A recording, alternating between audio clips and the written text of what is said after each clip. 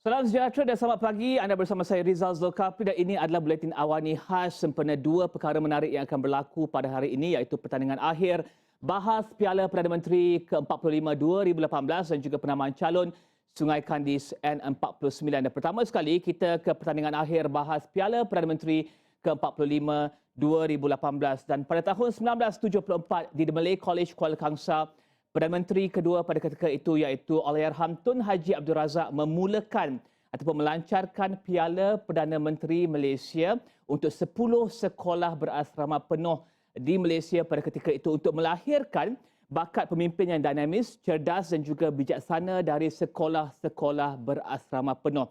Dan pertandingan tersebut kemudian disertai oleh lebih banyak lagi sekolah-sekolah berasrama penuh sehingga pada tahun 1997 ia dialihkan formatnya daripada pertandingan debat biasa kepada debat ala parlimen. Dan revolusi tersebut turut disertai oleh banyak lagi sekolah berasrama penuh dan pada tahun ini 69 sekolah berasrama penuh termasuk dengan Maktab Tentera Diraja berentap di Sekolah Menengah Sains Sultan Haji Ahmad Shah Pekan Pahang untuk merebut tempat ke akhir pada hari ini iaitu di Dewan Sultan Salahuddin Abdul Aziz Shah pada pagi di 8.30 pagi untuk pertandingan akhir debat Piala Perdana Menteri Bahasa Inggeris dan juga pada 11 pagi debat pembahas Piala Perdana Menteri Bahasa Melayu yang akan berlangsung pagi ini antara The Malay College Kuala Kangsar bersama dengan Sekolah Sri Puteri dan juga pada pukul 11 pagi nanti The Malay College Kuala Kangsar akan melawan Sekolah Alam Shah. Dan kita tahu tajuk pada pagi ini untuk debat bahasa Inggeris adalah This House, dengan izinnya, believes that the Industrial Revolution is a disguised attempt at colonizing other nations. Dan ia akan didebatkan oleh kerajaan yang diwakili oleh Sekolah Sri Puteri ataupun Sekolah Sri Puteri yang akan mengambil peranan sebagai kerajaan dan juga The Malay College Kuala Kangsar yang akan mengambil peranan sebagai pembangkang ataupun opposition. Dan bersama saya di studio pada pagi ini untuk membincangkan dan juga melihat kepada revolusi debat ini dan juga melihat kepada character building debat ini dan juga bagaimana ia membina pemimpin-pemimpin masa depan seperti yang diinginkan dan juga diaspirasikan oleh Allahyarham Tun Haji Abdul Razak Perdana Menteri kedua adalah Siti Aliza binti Alias, pengarah Pusat Debat dan juga Oratori Dunia ataupun UIA ataupun IIUM World Debate and Oratory Centre, Universiti Islam Antarabangsa Malaysia dan juga pensyarah undang-undang Kuliah Undang-Undang Ahmad Ibrahim UIA dan juga pegawai Majlis Debat-Debat ataupun Majlis Debat Universiti Malaysia Madum. Dan juga visual di kaca TV yang anda dapat lihat pada ketika ini adalah langsung daripada Dewan Sultan Salahuddin Abdul Aziz Shah di Shah Alam yang di mana akan berlangsung debat pada sekejap saja lagi. Dan kita akan bersama dengan Siti Aliza binti Alias untuk melihat kepada bagaimanakah debat ini membentuk sasiah dan juga membentuk karakter bagi pelajar-pelajar yang bernasib baik dan juga bekerja keras untuk menjadi sebahagian daripada pasukan debat di sekolah masing-masing. Dan juga Aliza pada tahun 2000, saya akan come clean di sini, iaitu pada tahun 2000 saya juga adalah salah seorang pendebat bahasa Inggeris untuk The Malay College Kuala Kangsar dan juga Aliza adalah pasukan debat daripada Tunku Kursiah College pada ketika itu. Betul. Pada ketika itu tahun 1999 dan tahun 2000 saya adalah salah seorang pendebat untuk pasukan debat bahasa Melayu College Tunku Kursiah. Pencapaian terbaik kami pada tahun 1999 kami sampai ke peringkat separuh akhir. Malangnya terkandas kerana kalah kepada pasukan MCKK yang ketika itu merupakan juara untuk tahun 1999. Dan pada tahun 2000?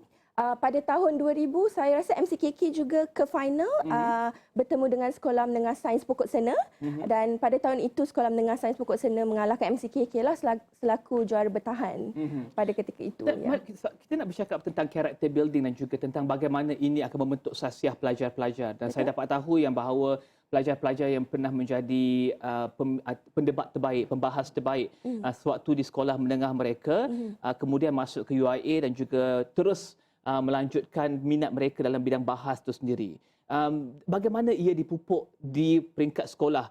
Kita bercakap tentang situasi 17 tahun lepas, 18 tahun lepas di sekolah-sekolah asrama penuh. Betul. Tapi adakah ia sudah berubah ataupun masih lagi pencungkilan bakat tersebut dilakukan dengan cara yang sama? Ya, sebenarnya Rizal, PPM ni antara platform yang utamalah untuk pendapat peringkat sekolah ni mengetengahkan bakat, kerana sebenarnya universiti-universiti awam seperti UIA, kita sentiasa on the lookout untuk talent sebegini. Memang kita actively on the lookout. Jadi kita memang memerhatikan performance pelajar-pelajar di PPM untuk sekolah asrama penuh. Tapi kita juga ada pertandingan debat peringkat sekolah yang lain, contohnya yang saban tahun dianjurkan oleh UIA sendiri, iaitu Inter-School Debating Championship ataupun pertandingan debat sekolah menengah Malaysia. Yang ini terbuka kepada semua sekolah, sekolah berasrama penuh, MRSM, sekolah harian, sekolah agama. Jadi kita juga ada debat MRSM. Jadi ada banyak debat-debat sekolah yang berlangsung di Malaysia sepanjang tahun. Jadi UIA dan universiti-universiti lain memang kita scout talent. Macam UIA kita organize inter-school debate tu sebab kita memang nak identify talent-talent sebegini untuk kita serap masuk ke UIA dan be part of pasukan debat UIA. Kenapa pentingnya mengenal pasti bakat-bakat tersebut dan seterusnya menyerap masuk ke UIA? Adakah UIA melihat debat itu sebagai satu yang sangat berprestij untuk meningkatkan nama universiti atau bagaimana? Ya, tentu sekali. UIA sebenarnya untuk aktiviti hal ehwal pelajar ni, kita melihat debat sebagai niche UIA. Dan UIA dikenali di peringkat kebangsaan dan juga di peringkat dunia kerana debatnya. Contohnya UIA ranking ke-12 di dunia untuk debat bahasa Inggeris. Dan ini adalah hasil pendebat-pendebat UIA yang sebenarnya kita serap dari pendebat sekolah yang kita identify. Kalau saya boleh bagi contoh, Rizal, contohnya kami ada seorang bekas pendebat, alumni debat kami, nama dia Amira Natasha Moore. Ya, dia sebenarnya adalah pendebat daripada SSP, Sekolah Seri Puteri, yang kita identify talent dia daripada peringkat sekolah dan serap masuk ke UIA dan menjadi sebahagian dari pasukan debat UIA dan mempunyai pencapaian yang sangat cemerlang.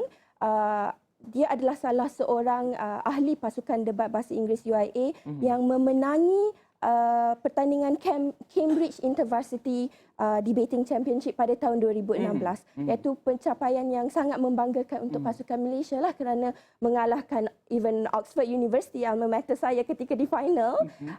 Dan juga pada tahun yang sama pasukan dia dan ahli pasukannya termasuk juga Menteri Belia dan Sukan kita sekarang, iaitu Syed Saddiq, pada mulanya ahli pasukan Amira pada tahun 2015, kemudian menjadi trainer Amira. Right? Dan pasukan Amira ini bukan saja memenangi Cambridge Intervarsity, juga memenangi 3 pertandingan debat peringkat regional yang lain pada tahun yang sama, iaitu United Asian Debating Championship, Asian British Parliamentary Championship, dan juga Australasian Intervarsity Championship. Jadi ini adalah hasil bakat yang kita identify dari pertandingan debat peringkat sekolah. Okey. Dan tentunya saya ada fakta-fakta di sini. Amira Natasha Moore binti James Moore adalah daripada Sekolah Seri Puteri dan beliau memenangi pembahas bahasa Inggeris terbaik pada tahun 2009, dan juga saya ada senarai banyak pembahas terbaik bahasa Inggeris dan juga bahasa Melayu daripada sekitar tahun 2001 hingga ke 2017. Di kaca TV anda pada ketika ini, saya kira pengurusi majlis pada ketika ini sedang membacakan dan mengumumkan peraturan-peraturan Dewan untuk memulakan bahas sebentar saja lagi. Dan apa yang akan berlaku daripada pukul 8.30 pagi adalah pengacara akan mengumumkan dan juga mengingatkan tentang peraturan-peraturan Dewan di dalam majlis serta pertandingan. Kemudian peserta bahas bahasa Inggeris akan bersedia dengan mikrofon dan juga mereka akan melakukan jemput masuk dan kemudian akan duduk dan speaker akan memulakan pertandingan pada sekitar 8.40, 8.45 pagi. Dan itu adalah perjalanan yang kita akan saksikan dalam minit-minit akan datang untuk debat bahasa Inggeris Piala Perdana Menteri yang akan bermula pada pukul ataupun dalam masa beberapa minit sahaja lagi. Kemudian dia akan panel-panel hakim akan diintroducekan ataupun diperkenalkan pada pagi ini, dan seterusnya mereka akan memulakan debat tersebut. Dan saya ingin kembali kepada apa yang Siti Aliza katakan sebentar tadi, iaitu mengenal pasti bakat-bakat dan juga kemudiannya menyerap masuk bakat-bakat tersebut ke dalam UIA. Apakah karakter-karakter bakat dan juga apakah yang dicari oleh UIA dalam pembahas-pembahas ini? Kerana tentunya pada hari ini ada 4 pasukan, 2 MCKK, 1 SSP dan juga 1 SAS. Dan tentunya ini adalah jumlah yang ramai dan juga tak masuk lagi sekolah biasa. Apakah yang dicari oleh UIA dalam karakter-karakter dan juga bakat tersebut? Okey, untuk menjadi pendebat yang baik ini that you akan boleh dikenal pasti sebagai bakat debat yang baik, ada beberapa ciri. Kita selalu lihat debat ni kita anggap orang yang pandai bercakap. Okey, jadi kena ada kemahiran berkomunikasi, melontarkan hujah dengan jelas, dengan berani. Tapi sebenarnya lontaran hujah atau percakapan itu berlaku di akhir proses. Yang lebih penting sebenarnya bila kita melihat seorang pendebat itu berdebat, kita nak melihat kemahiran berfikir bagaimana dia menganalisa sesuatu isu yang diberi. Jadi pemahamannya tentang isu, bagaimana dia menganalisa isu itu melihat dari pelbagai sudut dan pelbagai aspek atau angle, itu yang kita nak tengok. Dan kemudian tentunya kemahiran berkomunikasi itu kerana even kalau kita ada idea yang baik, pemahaman yang baik, tapi kita tak dapat bentangkan dengan cara yang boleh difahami dengan jelas dan juga concise kerana setiap pendebat cuma ada 7-8 minit untuk berdebat. You kena bagi semua hujah-hujah you dan juga you kena ribat ataupun bidas hujah-hujah lawan. Jadi kena gunakan masa sebaiknya. Ceritakan kepada penonton di luar sana yang mungkin tidak pernah berdebat dan juga tidak pernah menyaksikan pertandingan debat. Apakah rasanya berada di atas pentas tersebut, terutama pada umur 16 tahun, 17 tahun. Saya rasa sangat mentah bagi saya pada ketika itu. Untuk berdebat dan juga berdepan dengan orang ramai untuk membahaskan sesuatu tajuk yang saya kira sangat besar ya pada tahun, contohnya pada tahun 2015. Dengan izinnya, this house believes that the United Nations Human Rights Council should be abolished. Itu adalah tajuk yang sangat besar bagi saya. Dan apakah perasaan berada di atas pentas tersebut bagi Aliza sendiri pada tahun 1999 dan juga tahun 2000? Sebenarnya memang gemuruh tu memang ada lah. Tapi kita kena cuba untuk atasi perasaan gemuruh tu sebelum kita melangkah ke pentas. Jadi sebelum tu kita akan nervous, memang akan gemuruh. Tapi setiap pendebat perlu ada cara dia sendiri untuk macam mana dia mententeramkan perasaan gemuruh tu. Contohnya saya sendiri, saya ingat pada tahun 1999 bertanding di sekolah Sains Muzaffar Shah, Mozart. Dan saya ingat ada satu fountain kecil dekat sekolah Mozart ni. Jadi sebelum saya masuk bertanding, saya akan duduk dan memerhatikan fountain tu untuk menghilangkan rasa gemuruh. Kerana sebenarnya kalau kita gemuruh, percakapan kita jadi tidak jelas. Pertuturan tu kita akan jadi gugup dan tak dapat menyampaikan hujah dengan baik dan berkesan lah. Dan bagaimana proses research tersebut akan membantu untuk tidak gugup? Kerana ramai yang bertanyakan kepada saya, macam mana untuk hilangkan gugup apabila melakukan percakapan berpidato contohnya ataupun percakapan awam, public speaking. Macam mana nak kurangkan ataupun hilangkan terus rasa gugup tersebut? Right, that's a good point, Rizal. Sebab saya memang mengajar student saya berdebat dan juga aktiviti pengucapan awam yang lain seperti untuk bidang undang-undang kita panggil muting, mahkamah moot ni. Saya memang kata, kalaupun kamu seorang yang berani bercakap di hadapan, you dah biasa dari sekolah bercakap depan orang, tapi kita tetap akan ada perasaan gugup kan. Tapi berdebat ni sama macam you nak ambil exam. You akan nervous, tapi nervous tu you boleh kurangkan sebanyak 99% kalau you bersedia. Jadi persediaan tu sebenarnya sangat penting untuk memastikan kita akan kurang gugup. Proses persediaan tu apa? Apa proses persediaan tu? Contohnya kalau Aliza dapat dan pasukan Aliza dapat tajuk ya. Mungkin caranya sudah berubah pada ketika ini, namun saya rasa proses ini tentu ada lebih kurang sama. Contohnya pasukan Aliza dapat tajuk, berapakah jumlah masa untuk tajuk tersebut dibincangkan, kemudian dilakukan kajian, dan mungkin Aliza boleh terangkan proses tersebut. Okey. Yang menariknya tentang debat ala parlimen yang kita buat di PPM dan juga peringkat intervarsity adalah usul sebenar yang kita akan debatkan, kita cuma tahu 30 minit sebelum.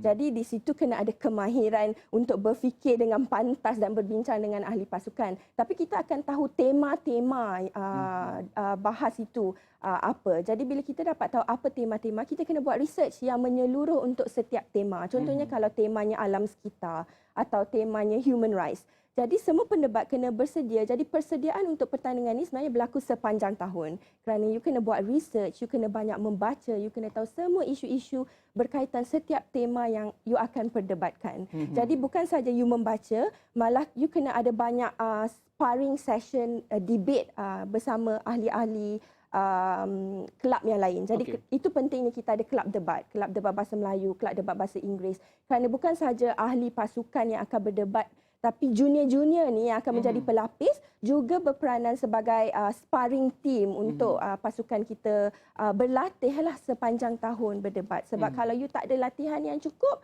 memang potensi untuk perform dengan cemerlang dalam pertandingan tu tak baik sangatlah. 30 minit sebelum pertandingan dimulakan, selalunya mereka akan mendapatkan tajuk mereka, Usulnya, ya.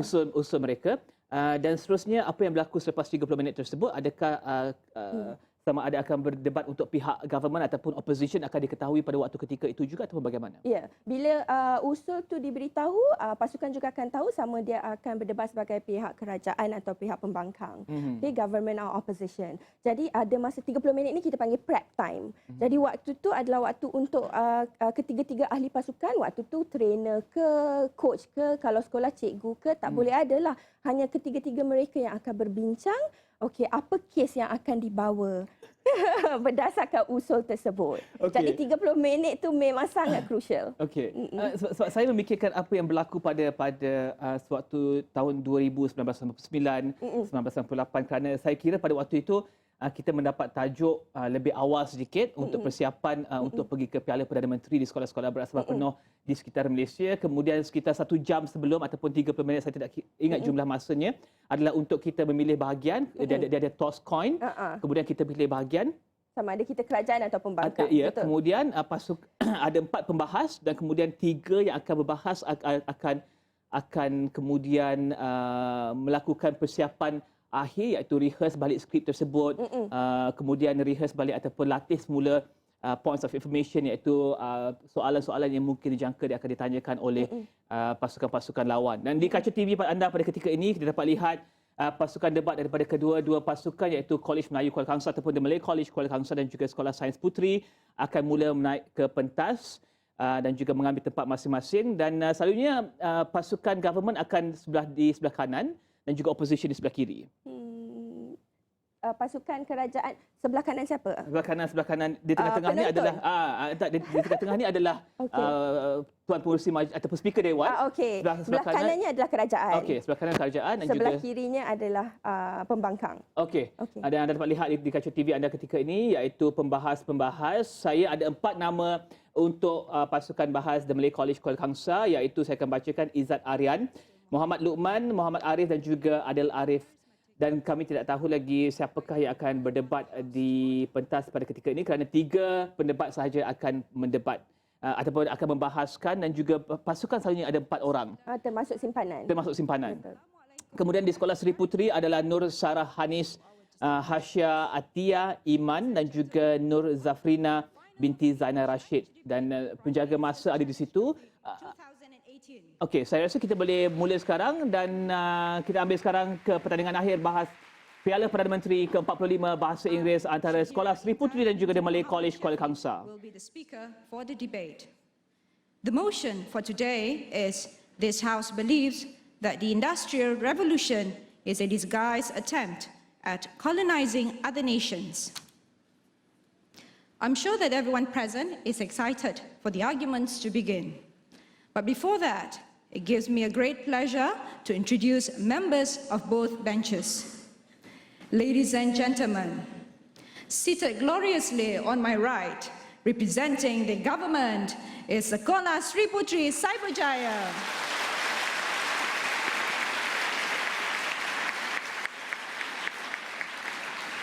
Taking on the role of the Prime Minister is Ms. Nur Sarah Hanis Salihan binti Khairul Nisa Sulaiman.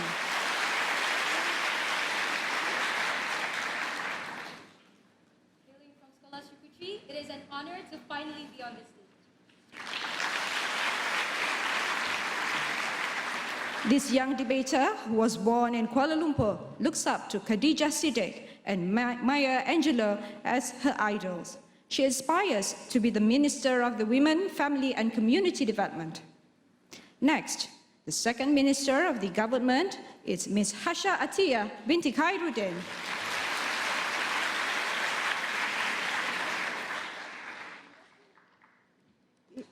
The Industrial Revolution was a big one.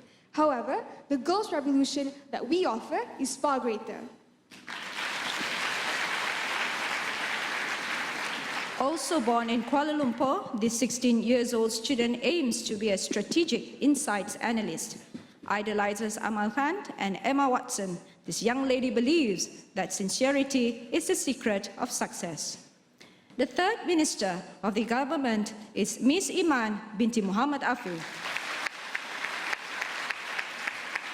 Good morning, and just let's have a great debate today.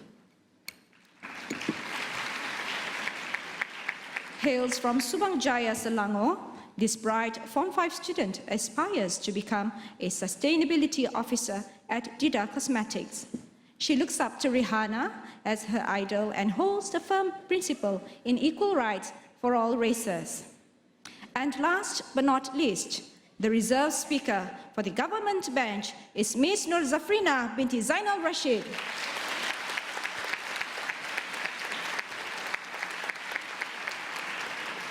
Born in Kuala Lumpur, Ms. Nur Zafrina Zainal Rashid aspires to be a dermatologist. Dr. Madina Bakri is one of her idols. This promising debater's life motto is, soft is powerful. Ladies and gentlemen, for the reference, Sekolah Sri Putri won against Sekolah Menengah Sains Teluk Intan in the semi-final and defeated Sekolah Menengah Sains Kuching Utara in the quarter-final. Now, to my left, looking very dapper, representing the opposition bench is the Malay College Kuala Kangsar.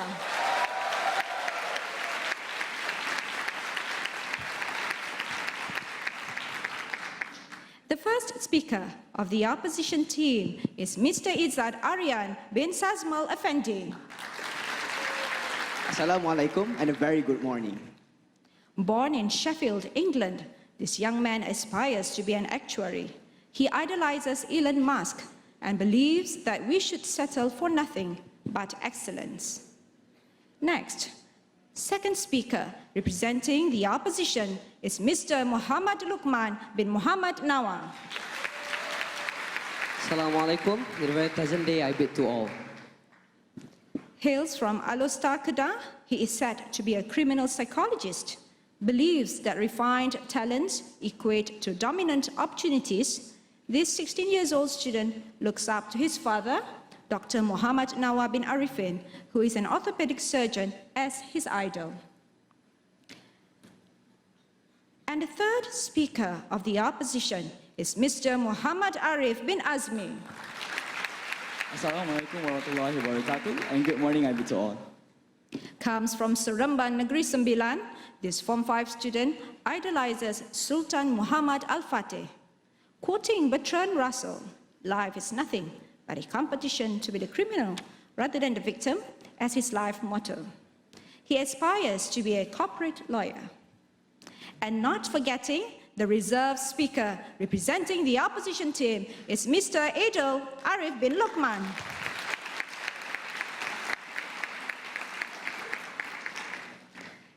Mr. Adel Arif bin Luqman was born in Kuala Lumpur and looks up to Tun Dr. Mahathir bin Mohamad as his idol.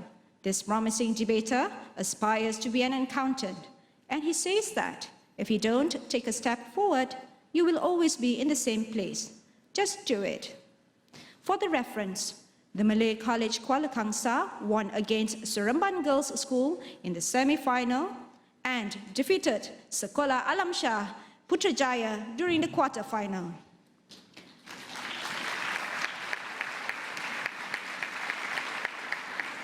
Ladies and gentlemen, I'm sure that everyone present is excited for the debate to begin.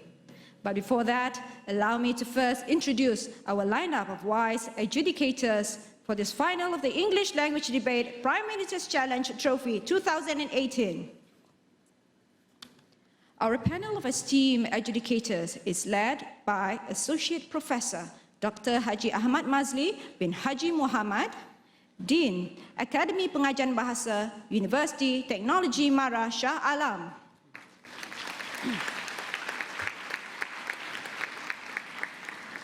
Next, we have Dr. Siva Bala Naidu, Director, Center for English Language and Foundation Education, Faculty of Arts and Social Sciences, University of Nottingham, Malaysia.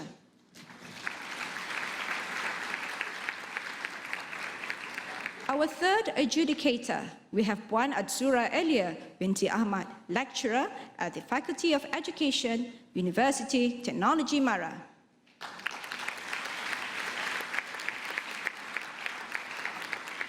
Also with us here today, Puan Mizan binti Muhammad, lecturer at the Department of Law, Center for Foundation Study, International Islamic University of Malaysia.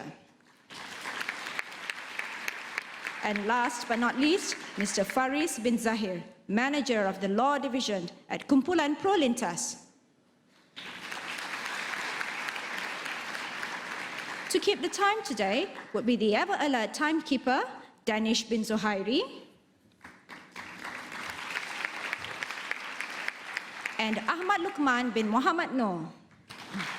Both are from College Islam Sultan Alam Shah, Klang.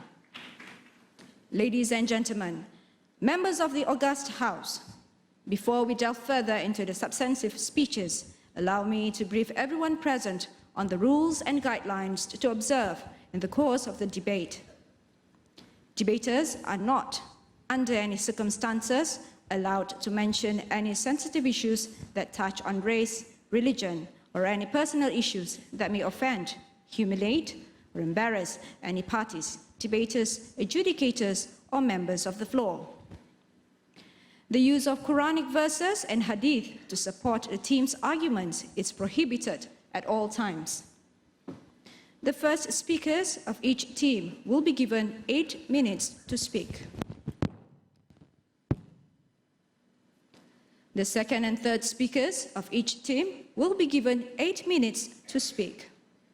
The third debater from both teams shall not introduce any new arguments. Their role is mainly to rebut. For the first speakers of each team, the bell will be rung once after the first minute and at the end of the 7th minute. The bell will be rung twice at the end of the 8th minute. For the second and third speakers, the bell will be rung once after the first minute and at the end of the 7th minute. The bell will be rung twice at the end of the 8th minute. While the debater is speaking, the opposing team can offer points of information. The debater may accept or decline them. A point of information may be offered by a member of the opposing team from the 2nd minute to the 6th minute for the first speakers, and from the 2nd minute to the 6th minute for the second and third speakers as well. Points of information are not allowed during the first and final minutes of the speech. A bell will be rung to signal the beginning and the end of the time allocated for points of information. A limit of 50 seconds is allowed for each point of information. Offering and taking points of information should be done politely.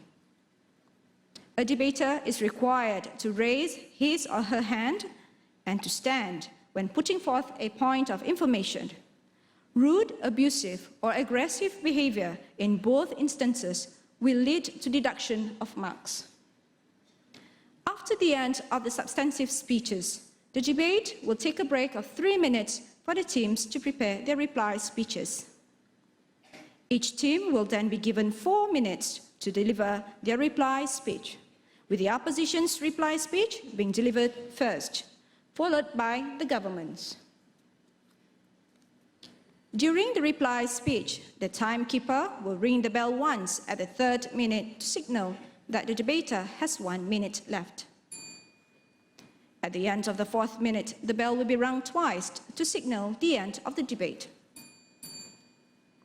No heckling or harassment or barracking is allowed at any time during the debate. A debater must give or take at least 2 points of information during the course of the debate. No points of information may be offered during the reply speech. Ladies and gentlemen, without further ado, I call this House to order. To present the case on today's motion, this House believes that the Industrial Revolution is a disguised attempt at colonizing other nations. I call upon the Prime Minister, Ms. Nur Sarahanis Salihan binti Khairun Nisa Sulaiman, to open the case for the government. The floor is yours.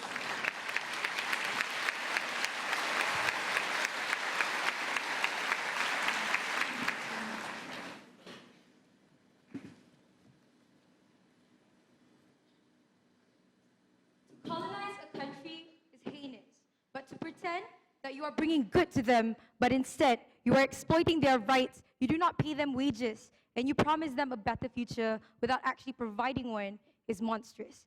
Assalamu alaikum warahmatullahi wabarakatuh. A very good morning to everyone here. The burden coming from side of government is simple. First, we will prove to you that the Industrial Revolution harmed and oppressed individuals in less fortunate countries. The second burden that we'll prove is simply Industrial Revolution fuels human greed and created global superiority. And lastly, on how the benefits of IR, which is also Industrial Revolution, does not surpass its harms and the event of colonization taking place. This will be explained twofold. The first, it comes at the cost of other civilization being taken away from them. And secondly, how colonizing was not the only way for them to achieve the benefits and the success as well as the progression that we are currently on. With that in mind, the role coming from side of government is simple. Today, I, as Prime Minister, will simply establish today's debate and provide a clear guideline on how this debate shall progress later. My Deputy Prime Minister will deliver her rebuttals as well as her own arguments on practical harms of today's motion. And lastly, my whip over there will then deconstruct this entire debate and tell you why it rightfully belongs to our side. With that being said, we simply push and discharge a burden to side of opposition in which we need them to prove that Industrial Revolution did not cause the harms colonization has caused. Without further ado, let's go on to my definitions. First definition on Industrial Revolution, but to make things easier and so that I don't missay it later on, let's just pronounce it as IR. So we think that the Industrial Revolution began in the 1700s, and it was solely led by Britain and later on developed and followed by other European countries. What does it look like? It basically looks like spinning jenny, replacing cotton mills as well as workers, as well as Hargreaves and steam engines being heavily used in production of materials. We also think that during the Industrial Revolution, it was how we as humanity began to move into machines instead of labor work while we are at it. But we think that this isn't the only sole definition there is. With us using less labor, we still have to get more manpower to fuel that labor in the first place. So sure, we have steam engines, but in order for us to get those steam engines, we exploit the rights of citizens who are unaware of their own rights. We tell them to work, we push them into those coal mills, and we barely pay them at the end of the day. No, thank you, sir. Later. Second definition is on disguised attempt. We think that this is the act of pretending that the atrocious acts of denying human rights during the Industrial Revolution was an illusion of progression, something that my Deputy Prime Minister will heavily bank on in her speech.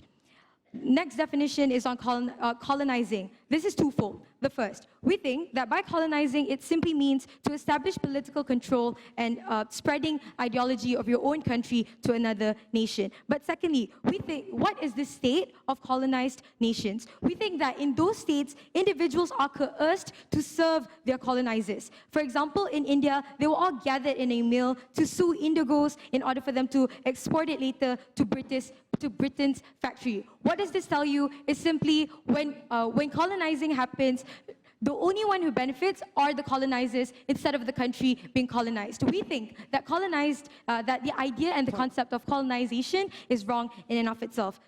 Later, sir.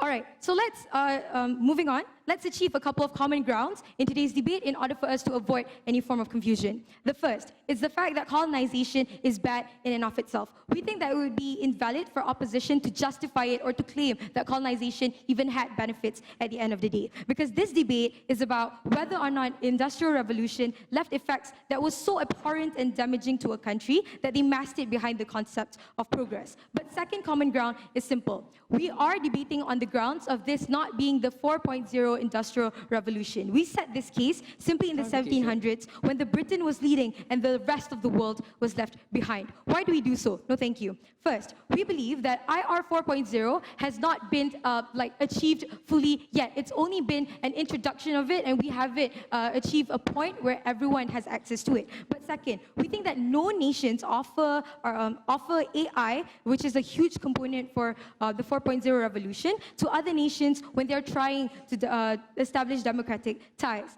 And lastly, we think that the concept of 4.0 is cooperation-induced instead of state. In order for them to bring out 4.0, they will firstly have to prove all of these harms do not materialize. Before I move on to arguments, sure. The 4 waves of industrial revolution has led to different outcomes in status quo. Please clarify why your case is only exclusive to the first and second, given that this industrial revolution is continuing to progress in our world that we live in. In any of the levels, we think that human rights was exploited and countries were colonized at the end of the day. Regardless of the benefits that you have, you cannot deny that people weren't paid the way they were supposed to be paid, that people had to suffer, that they barely had food to eat, and they had to sleep in cotton mills in order for them to see the day after tomorrow. Sure, the principles will add up at the end of the day, but we do not think that it is fair for you to bring up 4.0, even if it's something that's evolutionizing at the end of the day. Let's go on straight into my materials. So the first is about how it creates a global hierarchy at the end of the day, right? How? First level, the sentiments of colonizers being the better race. We think that hierarchies initially existed only within inter-civilization, right? Like in Malaysia, in Thailand, you had your own hierarchies. But with the coming of industrial revolution, we think that countries, the European countries especially, were able to push forward the fact that they were the only good ones at the end of the day. They exploited and they invaded countries which are weaker than them, and they proved that they were the global power and the only one who deserved to have rights, and that other countries should listen to them at the end of the day, right? But, okay, so the difference between colonization without IR is simply how royalties will be able to do it, and we think that, it's only onto expanding wealth and land, and the harms of it are marginal to least because, it's exclusive to royalties. But with the existence of IR, we think that it widens the scope for individuals who are greedy in nature and who are willing to exploit human rights to come into countries and to say that they are the only right ones. And we think that this initially creates human greed, in which they weren't there, but they did not create industrial revolution, they did not come into your country simply because they wanted to help you achieve a better standard or a better economic living of life. Instead, they only wanted to do that for themselves, which means that they could care less about your countries, they just want to benefit on wealth that they could gain.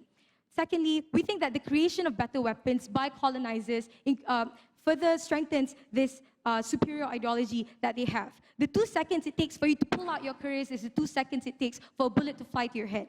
This fear mongers the people to believe that I am the weaker one and I am scared, hence why I have to listen to you and bow down to all the standards that you have.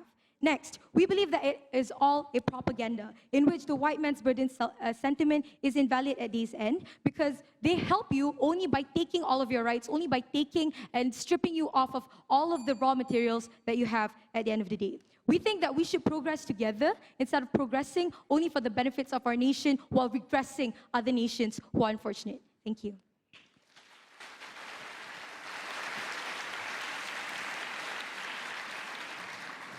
Thank you, Nur Sarahanis Salihan. Let me remind all of you that a debater must give or take at least 2 points of information during the course of the debate. We have heard from the Prime Minister. Now, to open the case for the opposition and counter the arguments from the government, I shall now invite the Leader of the Opposition. Please welcome Mr. Izzat Aryan bin Sazmal Effendi.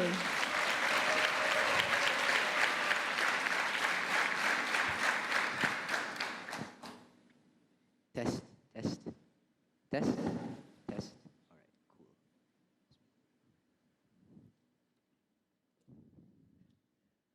cool.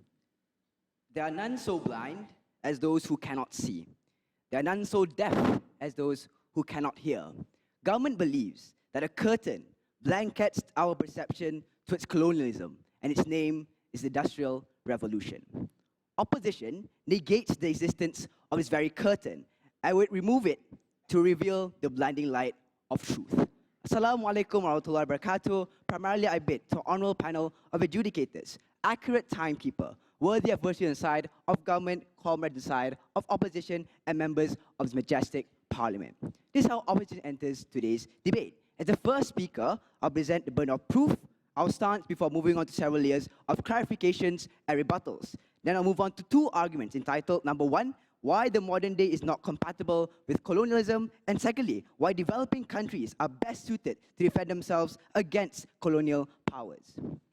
Then, my second speaker will come up here and give out one argument regarding why the Industrial Revolution has no ulterior motive and thus exists for the betterment of humanity. Finally, my will deconstruct the anatomy of the case presented from the government team. Now, let me walk you through the case setup I have.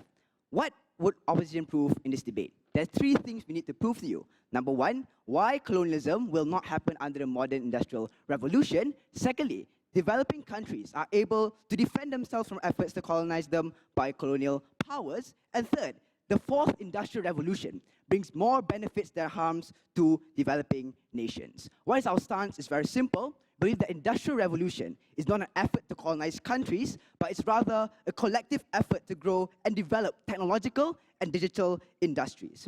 So let's move on to what we have, what our characterizations I have for you. What is Industrial Revolution 4.0? We believe that Industrial Revolution 4.0 is a digital revolution. It grows and develops highly advanced technological industries. For example, there are a very large range of things that are put under this. For example, the usage of metadata to create algorithms based on one's choices of songs / videos, to cloud computing, to cyber physical systems. This is different from the Industrial Revolution that they want to proclaim, which is the first and second wave, which focuses on natural resources and the exploitation of those very resources to produce material products and commodities, for example, textiles and fracking machines. What we constitute as colonialism?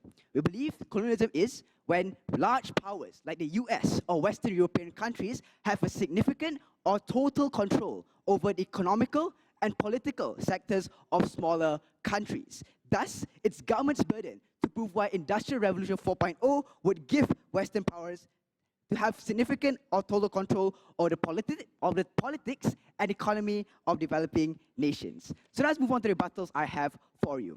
Opposition has skewed the debate to the first wave of Industrial Revolution. This motion states that Industrial Revolution is a disguised attempt and not was a disguised attempt. Thus, the debate must be in the present. It must revolve around Industrial Revolution 4.0. I believe this is a problem that they have. Secondly, colonialism, we do agree that colonialism did happen in the past during the first and second wave, and we believe that's very regrettable. But this, during the first and second wave, we believe is a blatant attempt, not a disguised attempt, because the British Empire visibly and physically made other countries, they took other countries' land, they took them for their own resources, they took them for their own benefit. We believe it's something that's very regrettable. Before I move on to my first argument, any discrepancies regarding the policy? Sure. Country that has offered the use of artificial intelligence in order for them to colonize or even establish democratic ties with other nations? I'll tell you that later in my arguments later on. First, why the modern day Industrial Revolution is not compatible with colonialism. First level is the nature of Industrial Revolution and colonialism. Let's understand the nature of Industrial Revolution and colonialism in the past. There are two key features here. Number one, colonists visibly and physically invade other nations. To get more land for development, they have to resort to topple governments and eradicate entire communities just for the sake of getting more resources. For example, the Spanish colonization of the Americas caused mass slaughter towards the entire citizens of America.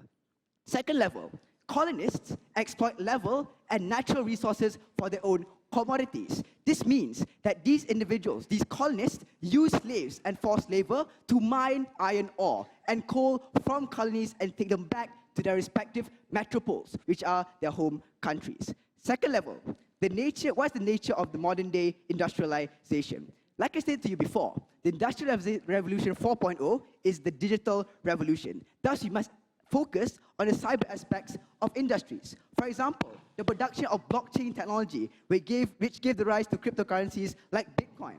And the main feature it has here is that the internet is free and open source. No one, no country, no power controls the internet. Thus, everyone can take and contribute from it and accessible towards everyone. There are very little restrictions tied towards the internet. What's the comparative here? Before, colonizers had to claim land for themselves, for their own benefit, for their own resources, and exploited natural resources to their own main benefit. colonies didn't have the technology to mine these very resources. In the future, corporations cannot exert dominance over other countries because there are infrastructure to take these very resources which are very accessible towards these very developing countries. What's the conclusion of this very argument? The Industrial Revolution in the modern day is a digital revolution and cannot be a tool of colonialism. It relies on technologies that are free and cannot be controlled by anyone because it's very accessible. Second argument I have for you, why developing countries are better suited at defending themselves against colonizers. First level, developing countries are now more politically stable.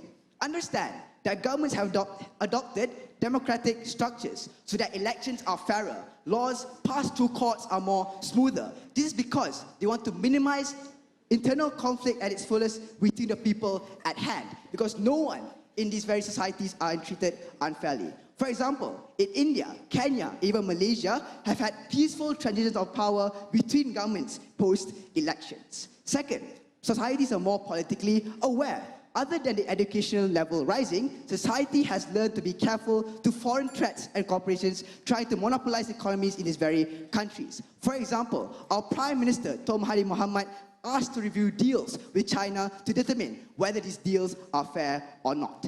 What's the conclusion of this argument? It's twofold.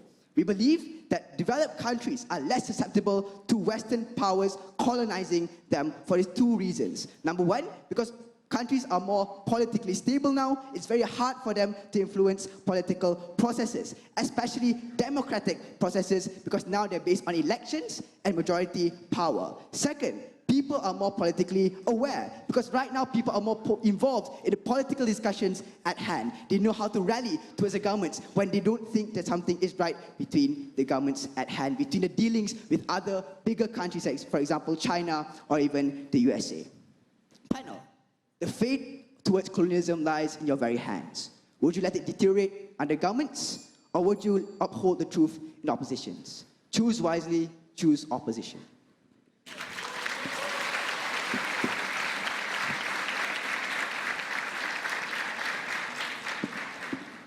Thank you, Izzat Aryan. The opposition has made his points. I now call upon the Second Minister of the Government, Ms. Hasha Atiyah binti Khairuddin, to deliver her speech.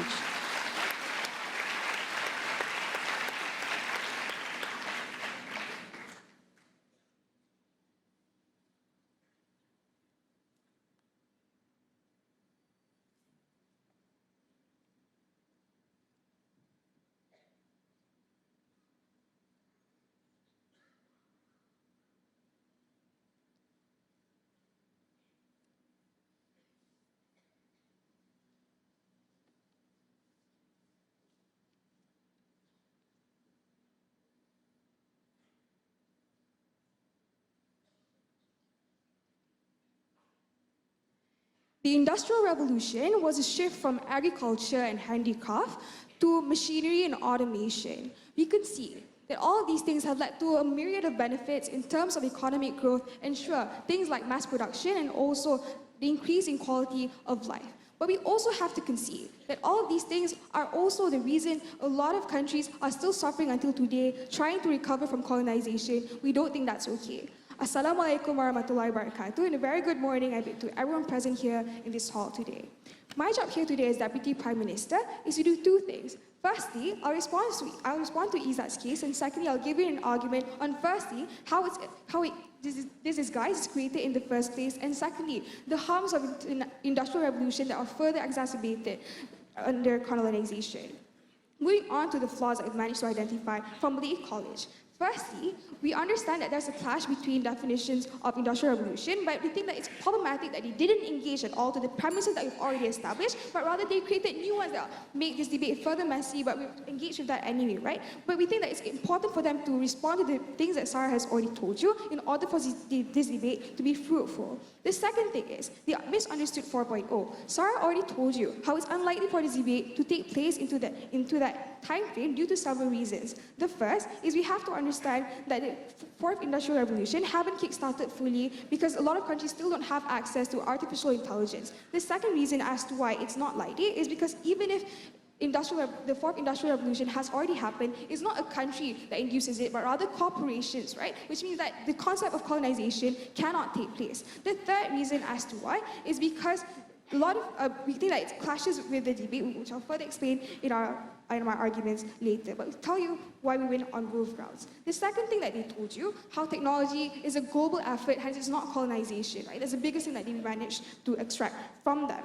The problem with that argument is, it is untrue because a lot of technology is concentrated in Western nations, which means that only certain countries can benefit from all of the benefits, that you've listed down, right? We tell you that rare earth is a lot of Chinese companies. China has managed to buy a lot of rare earth materials from other countries, hence allowing technology to be brought into their market and not being able to be accessed by other nations. Which means that all of the benefits they talk to you about is not mutually exclusive to only Western nations that have dominated technology. We think that colonization still happens in that sense.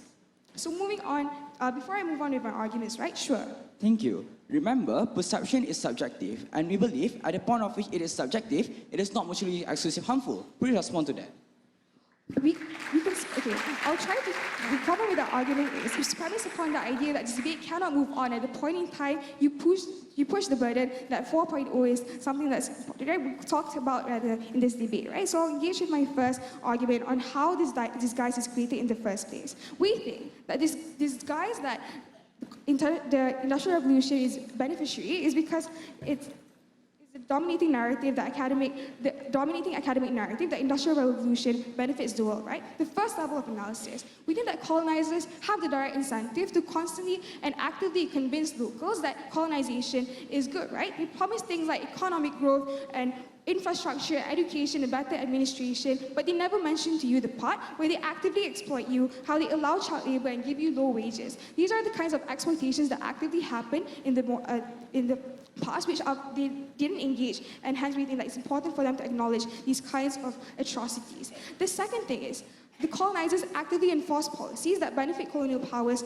rather than people, which means that it becomes due to the inability of locals to actually comprehend the complexities of economic policies that directly harm their country, as opposed to benefiting the Western nations, right? This is how they actively extract raw materials and get them from a cheaper price, hence allowing for their country to prosper at the expense of those colonized nations becoming even worse than they already are. The second level of analysis is you have to understand that third world countries don't have the resources and capability to combat this, right? Because most rulers are British educated. They are literally indoctrinated from the very start to believe that colonizers are doing something good for their nation, hence allowing for exploitation to occur. We think that this literally means that they have this perception that Western nations are saviors and are God sent in order for their country to improve. We don't think this indoctrination is something that we can condone.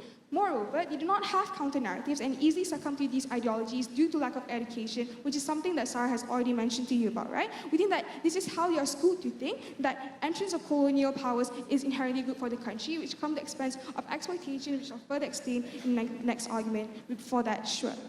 Thank you. Please debate the debate. Could you prove to us, are we colonized nowadays? The problem with, here's the thing about colonization. We think Sarah has already told you in the premises of colonization that it's inherently important for this debate to occur, right? We've already told you how this premise is dependent upon mostly physical presence in order for this debate to progress. So moving on to the second argument is in regards to how the Industrial Revolution exacerbates the harms of colonization, 4 levels of analysis.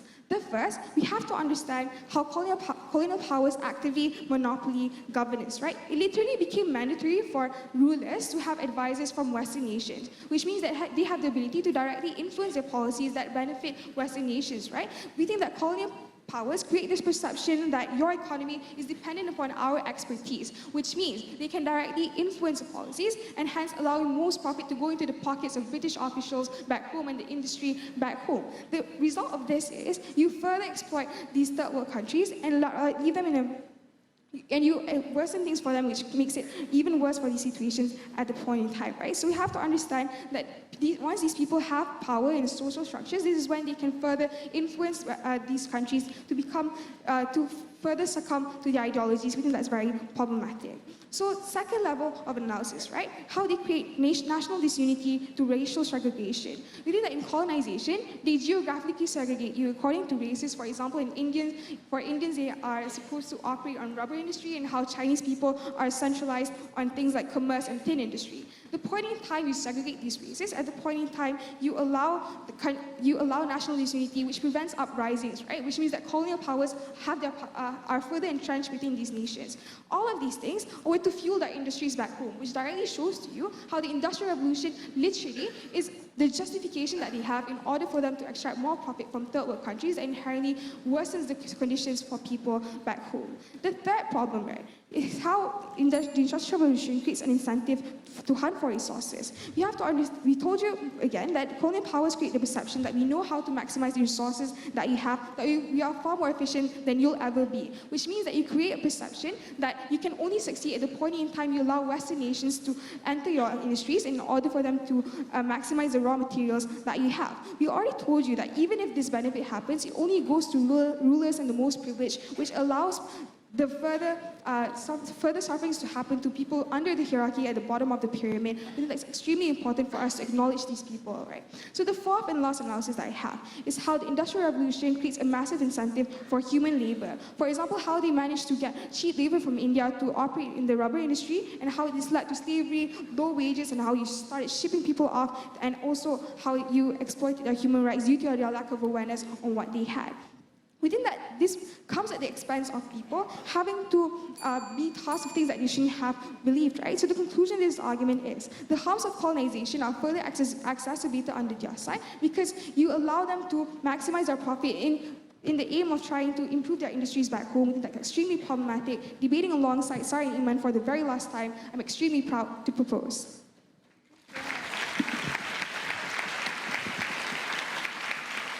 Thank you, Hasha Atiyah, for the points put forward. Ladies and gentlemen, it is now time to listen to the second speaker from the opposition, Mr. Muhammad Luqman bin Muhammad Nawar, to counter the government's arguments. Test.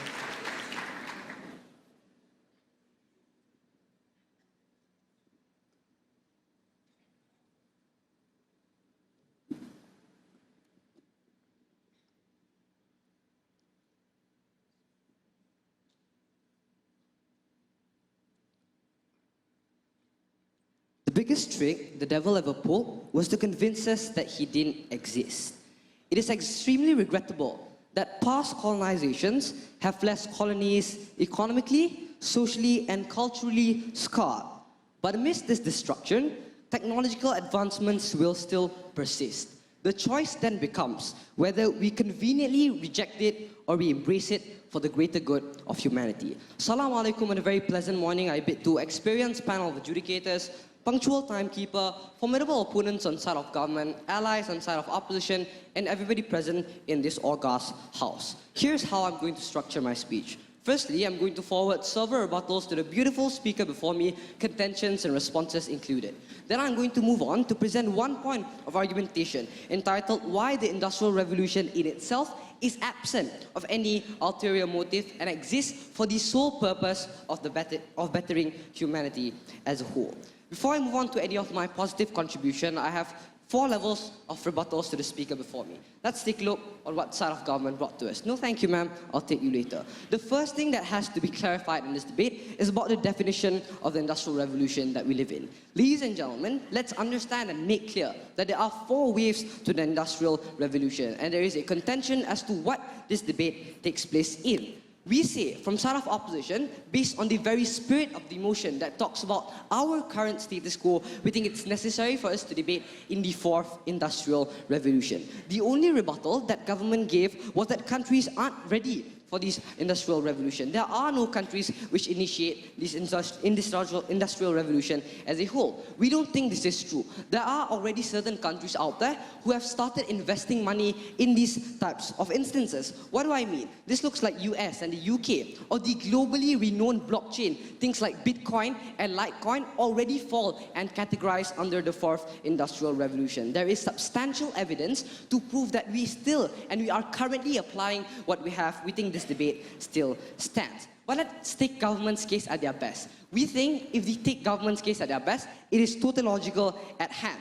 Because side of opposition can't alter history. We can't alter the fact that British came into Malaya. We can't alter the fact that Spain did colonize Philippines. The debate then becomes whether or not our current industrial revolution is an attempt to colonize other nations or not. It's extremely shameful for side of opposition to skew and make the debate convenient in their manner. Have a seat, I'll take you later. Let's take a look at their first argumentation. They told us that there is a global hierarchy that exists. There's this perception that European and Western countries are generally more dominant in nature in comparative to smaller colonies. Our first response is that this isn't mutually exclusive. Even without the Industrial Revolution, there is still a perception that European and Western countries are greater. The perception is still there. But what opposition will argue is that there is a breakthrough for smaller countries to actually become big in the global market. For example, Grab is a Southeast Asian company that bought over Uber that's based in Germany. Things like Lazada fighting over Amazon shows that maybe within our own capacity of smaller countries, we might not be able to fight back against the bigger narratives, but we are trying our best and we are developing for that very fight. The fourth level of analysis rebuttal that I have for side of government, they told us that we exacerbate the harm because there is a dependency between colonists and colonists. I think this is generally untrue. Although that dependency is still there, the dependency is a relationship that mutually benefits both industries. Bigger corporations like United States of America and the United Kingdom can use this relationship to benefit themselves. At the very same breath, colonies also benefit. We don't think it's mutually exclusive. At their very best, and my argument is going to deal with that, how we think the Industrial Revolution is still going to fight for the best interests of our economy, regardless if you are a rich country or a less leveraged country. Before I move on, go ahead. Any eyes? No, thank you.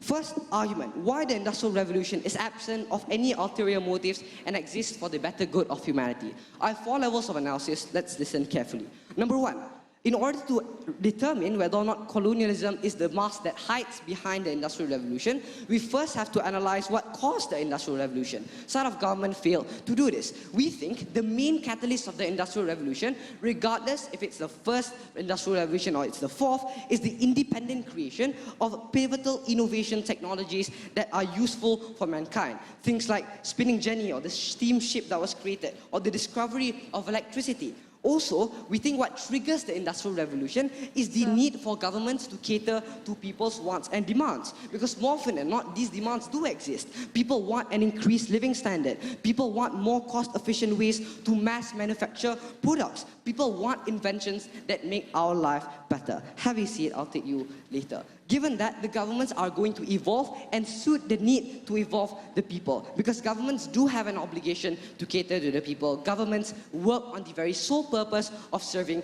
the people. Understand that the needs of these individuals also evolve by time. At the point in which humanity feels comfortable with a certain point of technology, here's where we're going to start demanding more. We want more innovations. We want different types of technologies at hand. Given that the Industrial Revolution is something that's inevitable and must be distinguished from colonialism. My second level of analysis, how important is technology for our society? We would say that generally technologies make our lives easier. It facilitates our activities, it helps us with our tasks. Before I move on to this analysis, go ahead. Thank you, sir. If it's true that the fourth industrial revolution is a collective effort to improve humanity, why do we let individuals like Jeff Bezos to hoard 150 billion net worth and mistreat his workers all over the place? We think people are greedy in general.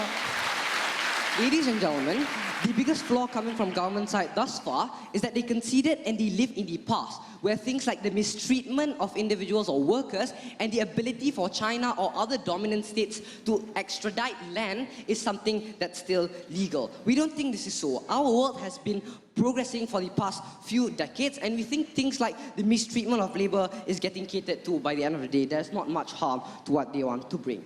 Let's go on to our argumentation. Let's understand the flow of technologies that exist. I think different countries, and we argue that different countries have different capacities in which they advance technologically. Some countries are generally more efficient in specific areas. Germans specialize in chemical, and Britain specialize in manufacturing tools and technology. There is an utmost necessity to share this technology within everyone in our nation, and we don't think colonialism is the only way to do so. Moreover, we think that industrial revolution is something that will happen, apparent and imminent of anything that government side brings to us today. But most importantly, how does the modern industrial revolution benefit local markets? At the point in which we allow for competition and other foreign industries to enter our country, here's where we're going to increase competitiveness. Protectionist policies like South Korea will be abolished under side of opposition, because we feel that there is a need for governments to cater to the best interests of humanity. Ladies and gentlemen, here's where our world is going to progress, to depending on Lazada more than Amazon. We're going to depend more on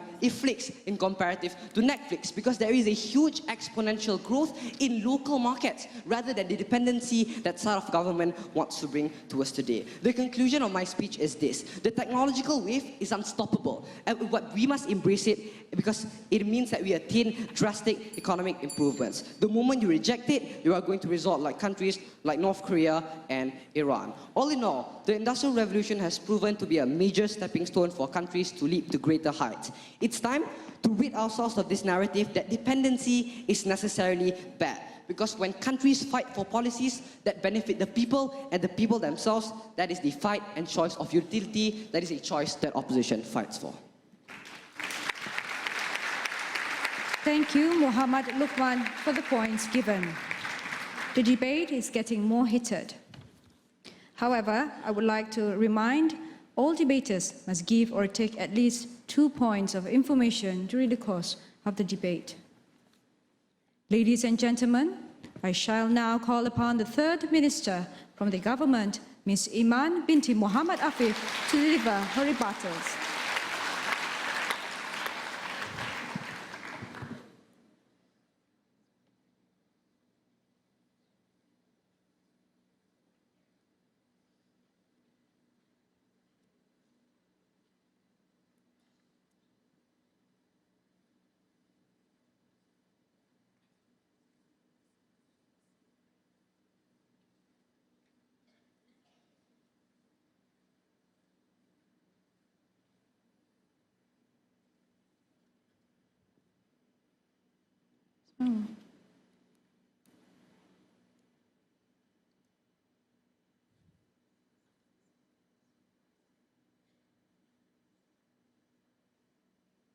In order for the debate to progress, we think there must be a clash.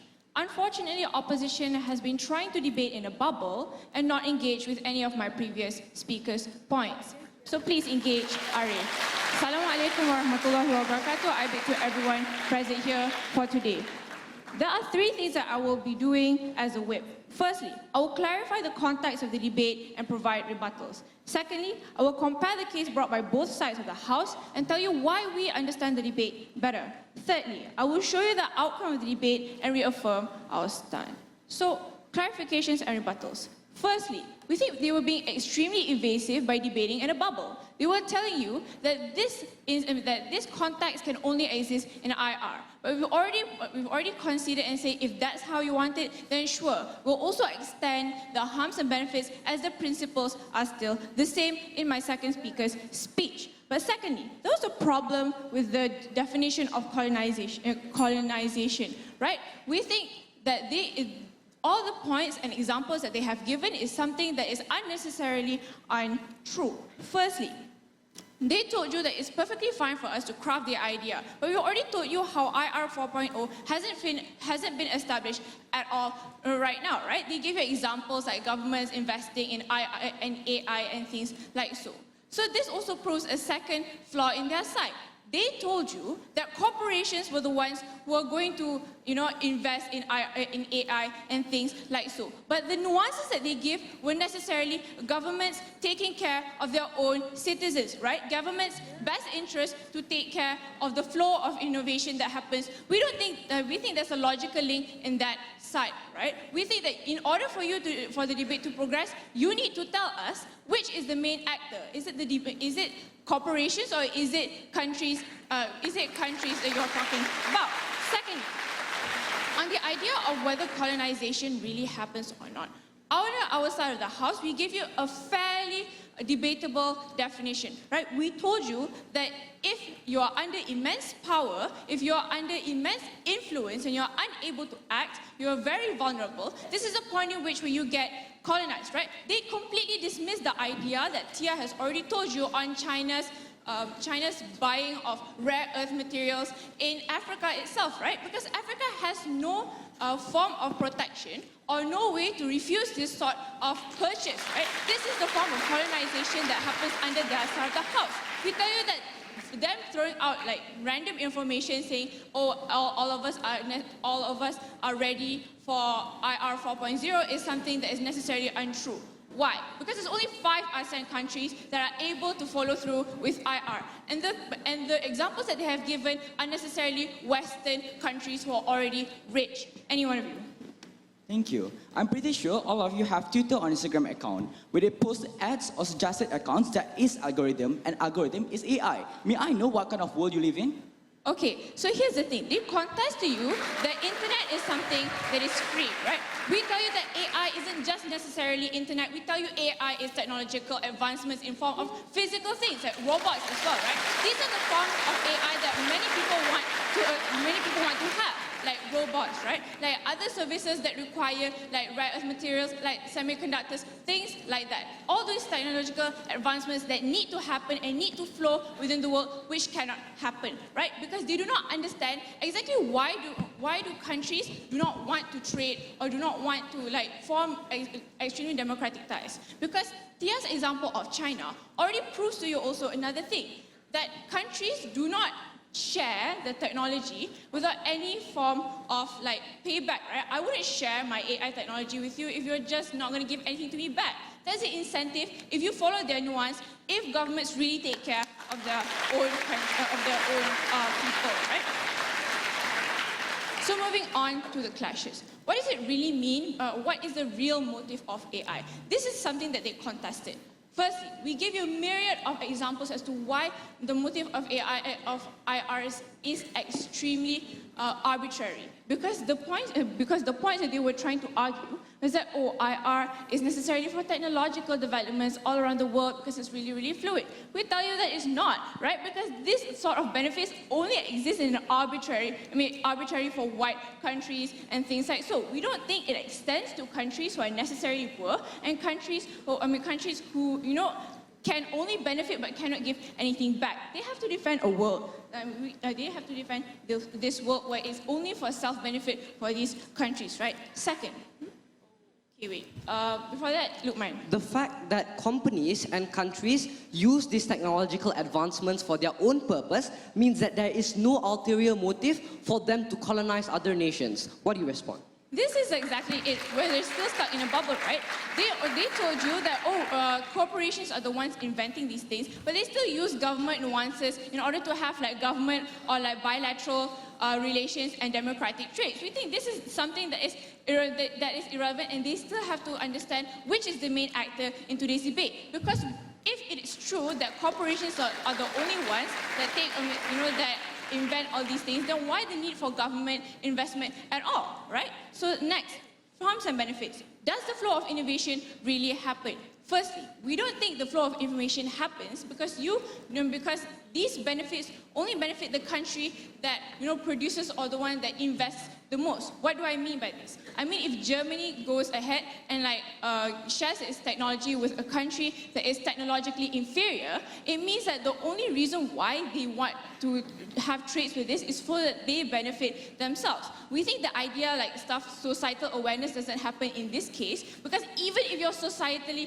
if you're socially aware that this thing is good, you don't have the power to refuse these large countries. right? So this is the form of influence, overarching influence that you put onto these nations, because you aren't able to demand for this innovation to come to your country, right? Because the point in which were these technologically superior countries, like Germany, says, hey, I would like to come into your country and probably like make things better.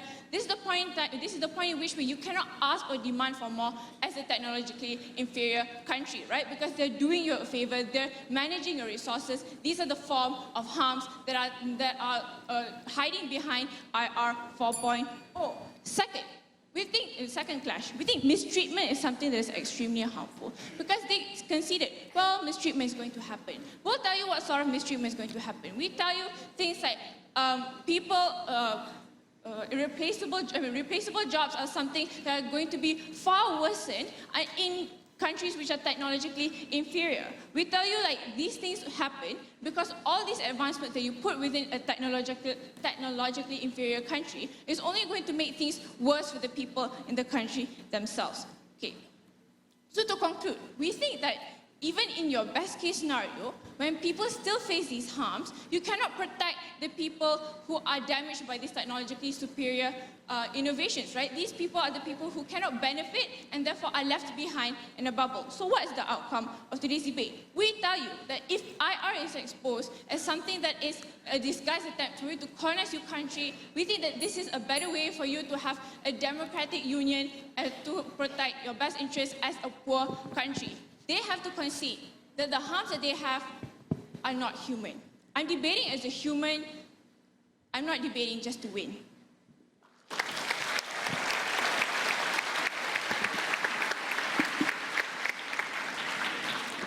Thank you, Iman, for the points presented. Now that the government has spoken all their arguments, let us all hear from the third speaker from the opposition. Please welcome Mr. Muhammad Arif bin Azmi.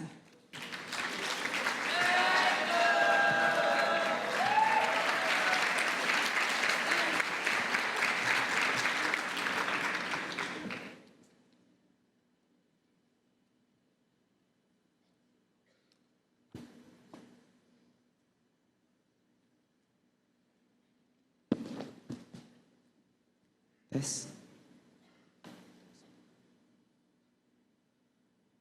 Final, the liberal psyche wants to protect minorities to apologize for imperialism, colonialism, slavery, and the horrific mistreatment of Asians and African people during the uncivilized era. At the same breath, they want to continue to defend the rights of individuals. These are the efforts and compositions that were left redundant by government today. Opposition is the house that appreciates this very effort, and we believe Industrial Revolution shouldn't be the one and only who gets the blame. Assalamualaikum warahmatullahi wabarakatuh. Firstly, I bid to the vast panel of educators, meticulous timekeeper, brother in arm from opposition side, worthy arrival from government side, and not to forget members of this vast hall. Several things I want to do in my speech today.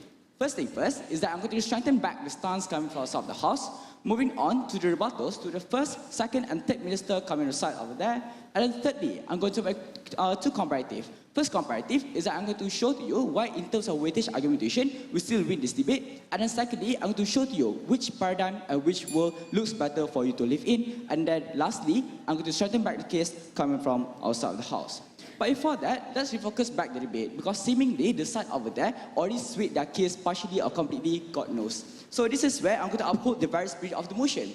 Coming from government side of the house, you need to prove to us why Industrial Revolution is an effort to colonize other countries. This is really simple for them to prove. On the other hand, opposition side of the house, we need to prove to you why Industrial Revolution isn't an effort to colonize other countries, and we're going to prove to you why there are practical benefits from IR itself. So let's move on how we're going to straighten back the stance coming from outside of the house. Our stance is really simple on how we do show to you Industrial Revolution is not an effort to colonize country, but it is a collective effort to develop digital and technological industries with two justifications why already presented by two previous speakers before this.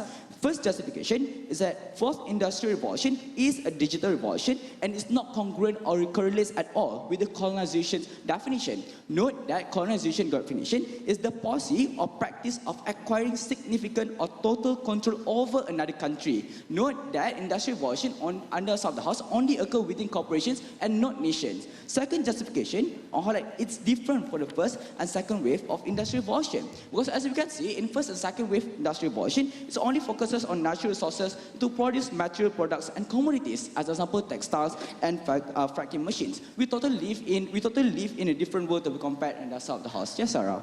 Thank you, sir. Human greed and colonialism has happened throughout human history. You have to prove to us how you suddenly live in a utopia full of rainbows and sunshines, and people wouldn't suffer, and people wouldn't want to achieve more at the end of the day. That is totally true, because note that actually there are certain countries that can't afford to do so, just because of these colonies didn't do the same thing that what happened to Malaysia to begin with. We can't compare what happened in Malaysia into countries that are third world countries like that. We see that it's quite tautological, it's quite convenient for you to see that. I'm going to take you later. Let's move to the technical flaws. The technical flaws coming from the South of the House are they're totally convenient with their case, because they want to debate under the spectrum of first and second industrial revolution. I have three levels response towards this. First is that the motion clearly stated it is a discussed attempt. Is a present tense, and we got to understand when it's present tense, we need to debate what is happening in today's world. Second level response, we can't alter history. Coming from of you South the House, we're not God, Mr. Speaker, and we can't alter what already changed, what already happened in South School. Third level response, even if your case is the most pure case, you need to give us more analyzed, well-analyzed argument, and we don't think that actually the countries are not well prepared is the only reason that you can have. You can do better than that. Yes. Thank you. The fourth industrial revolution hasn't fully settled yet. It is expected to settle in 2063. You lack imagination. We think that colonialism will happen worst under your side when the fourth industrialization actually kicks in. At the very least, you got to understand, under South of the House, under our industrial revolution, the colonization is less likely to occur within nations. Understanding where it comes within the corporations and the nation itself, it's more likely for the government to track down towards these corporations and clamp them down, rather than you focusing on nations and within nations itself. And we can see the second and third technical flaws. The whip spent more time on definition, and the Prime Minister spent only 2 minutes on her argumentation. That's why you can't have a healthy debate at the end of the day. I'm going to take you later. I've taken 2. Let's move to rebuttals. So rebuttals towards the Prime Minister. The Prime Minister brought the idea on how the global hierarchy, the existence of interseparation, and the outcomes on how people always, the colonizers always want to look good. But I have 4 level response to this. First level response is technical flaws on how a lack of analysis in depth on how why this is true. We don't see any process or links on how suddenly it's more likely for the colonizers to look good, which I'm going to cater to this even further in my fourth level response under the idea of theory of knowledge. Second level response on how it's tautological argument. Note that I've been explaining to you, and my previous speaker already told to you, on how it's quite tautological and truistic for you to say that actually this is true. As we obviously South of the House, we can't alter history, and we can't change what happened in South School. That's why we think it's justified for us to debate under the third and fourth industrial revolution.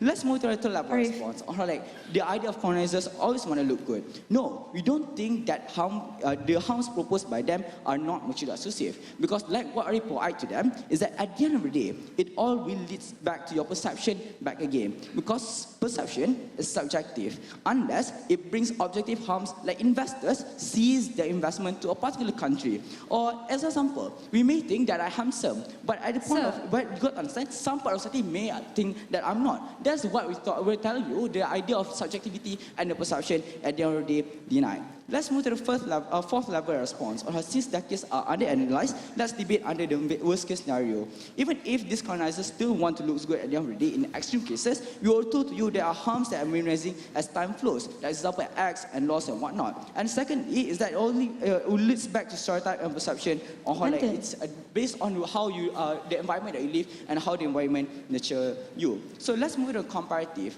The comparative, this is what I'm going to show to you why within in terms of argumentation, we still win this debate. On the other side of the House, they brought 2 argumentation on the idea of perception towards colonizers. We see that under this argumentation is lack of analysis, and then secondly, we already proven to you that the idea of perception is really subjective and tautological. Let's move to the second argumentation brought by them. The second argumentation brought by them on the monopolization of power.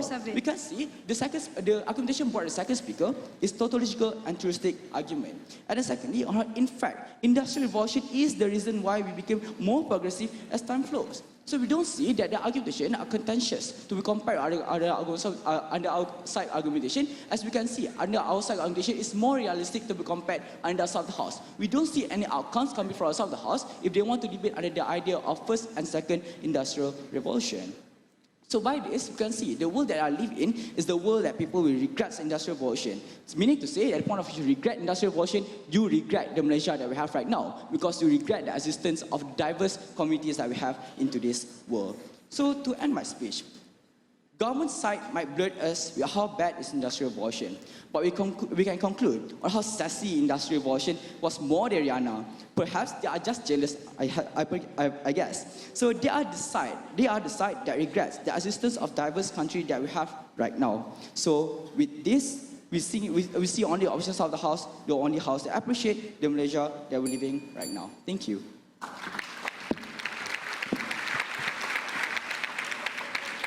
Thank you, Muhammad Arif, for the arguments given. Ladies and gentlemen, we have now come to the end of the substantive speeches. This House will now adjourn for 3 minutes to allow the teams to prepare for the reply speeches.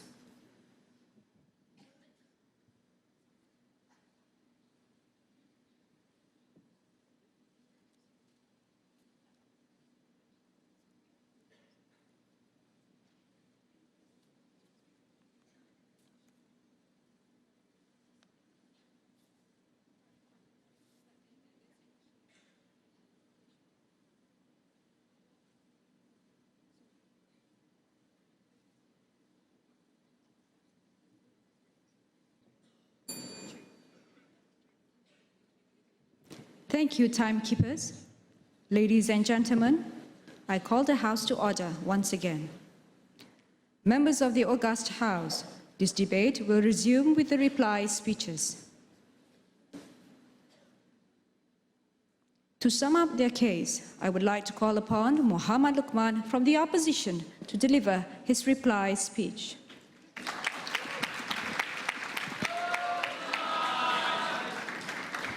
Test.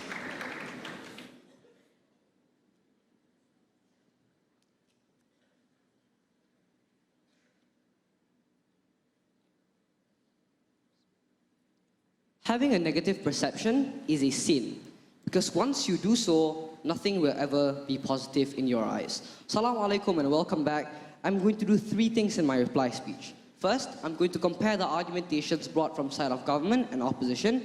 Then I'm going to look at the discussions that happened in this debate and who won those discussions. And finally, I'm going to compare the stances and burdens on both sides and which house fulfilled their stance better. Let's not waste any time. Let's take a look at the argumentations brought from side of government. They told us 2 things. Number 1, there is a global hierarchy that European countries and Western countries are more dominant than other smaller colonies. They told us that this perception is still going to persist, especially in the rise of an industrial revolution. The second argument that they gave was that you exacerbate the harm of colonialism when you have the mistreatment of workers and countries who dominate the land in which they should not dominate. Opposition brought you 2 things as well, 3 things to be specific. First, we told you that colonialism, especially the colonialism that we are living now, the modern day colonialism, is not compatible with status quo. It's not going to happen at any point in time. But the second thing we told you was that we are progressing as a nation and we are progressing as a world. There are many breakthroughs of countries who used to be poorer and who used to be smaller but can now compete at an international level. Countries like Nigeria, countries like Malaysia itself. This is also followed by the downfall of certain superpowers like Russia and the United States. But lastly, we told you, even if it was about the first and second industrial revolution, we would say that the industrial revolution happened not because of colonialism and never because of the greed, but because we need to fulfill the needs that human wants. The need to innovate, the need to feel and taste a new technology in our lives is what drives the very fundamental basics of the industrial revolution, and not greed that side of opposition and government argues. What were the discussions in this debate? There was one main question. Will developing countries benefit more or lose more? In this question, if they lose more, then side of government wins this debate. But if they benefit more, side of opposition will take this debate today. The only analysis that they brought to say that developing countries are going to lose more is to say that there are many heinous crimes out there that are currently plaguing our nation. Things like the mistreatment of labor, things like the exploitation of economy from a bigger country to a smaller country. Notice that all their argumentations are oblivious to the arguments that my leader of opposition brought. The fact that we are progressing as a nation, the fact that you abusing a person or instigating child labor is no longer legal. It's something that the media and our general society opposes. That's something that governments never fail to comprehend. We told this, that you benefit countries more because in the light and in the rise of the Industrial Revolution, you encourage countries to innovate. You encourage countries to compete with much larger corporations that might not exist in a neutral scale. But finally, the Industrial Revolution is a natural occurrence, something that we need to accept and something that we must accept. Let's compare the stances. Government's stance was simple. We think that the Industrial Revolution is principally in line with colonialism. So we question them then. What will your world look like? Is your world a world that is isolated from all of the technological advancements out there? Is your world parallel to North Korea, who would never come in with relations to Malaysia? Opposition says that our society will always embrace and always look for technological change. There might be several harms, but these are harms that we can fix and improve by time. Ladies and gentlemen, we must and we need to accept change. Heraclitus once said, one must not walk in the same river twice, because the waters that flow are never the same. They never conceded to our benefit, so we question them, what is the change that they want? We argue that the change will be apparent and imminent, and we agree, and we're fighting for a better Malaysia, a Malaysia that is embracing anything that comes to us and not afraid of the very narratives that federal government brings. Thank you, Muhammad Luqman, for summing up the opposition's case. I shall now call upon Prime Minister Nur Hanis Salihan to deliver her reply speech and close the case for the government.